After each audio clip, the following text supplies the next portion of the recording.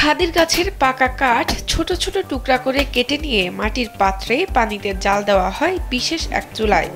একটি চুলায় থাকে ৮টি মুখ, প্রতিটি মুখে একটি করে মাটির পাত্র বসানো হয়। এসব পাত্রে ২ থেকে ৩ ঘন্টা জাল দিয়ে কাঠের রস বের করে নেওয়া হয়। সেই রস নিয়ে জাল দেওয়া হবে আরেকটি বড় পাত্রে। সেই পাত্রে দিয়ে দেওয়া হয় আগে তৈরি করা কিছু খয়ের। এরপর অনবরত নাড়তে নাড়তে এক সময় কিছুটা আঠালো হয়ে যাবে এই রস। তারপর অন্য একটি পাত্রে ঢেলে নিয়ে কয়েকদিন রেখে দিতে হবে এটি। এভাবে কয়েকদিন রাখলেই একসময় শক্ত পদার্থে পরিণত হবে এই তরল। তারপর রোদে শুকালেই পাওয়া যাবে খয়ের। পান খাওয়ার অন্যতম উপাদান এই খয়ের। আর নয় সৌন্দর্য নিয়ে চিন্তা, এবার নিজেকে সুন্দর করে তুলুন স্টাইল ম্যানিয়াক্সের সাথে। খয়ের ব্যবসায়ীরা জানান, বাপ দাদার সময় থেকে পারিবারিকভাবেই খয়ের তৈরির কাজ করে আসছেন তারা। তবে এখন আর আগের মতো বেচা কেনা নেই তাদের।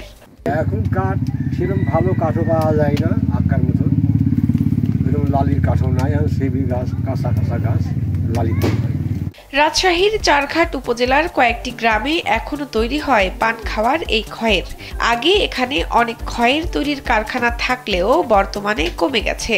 পেশা পরিবর্তন করে অনেকেই চলে গেছেন অন্য পেশায়। জানা যায়, খয়ের তৈরির অন্যতম উপাদান খাদির কাঠের কোনো কিছুই ফেলনা নয়। খয়ের কাঠের যে অংশ থেকে খয়ের তৈরি হয় না, সে অংশ ব্যবহার করা হয় চুলার জ্বালানি হিসেবে।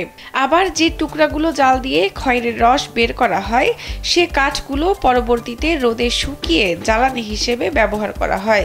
আবার সেই কাঠ পুড়ে কয়লা হলে সেগুলো কিনে নিয়ে যায় স্থানীয় কামাররা। শাহনাজ পারভীন, কালবেলা।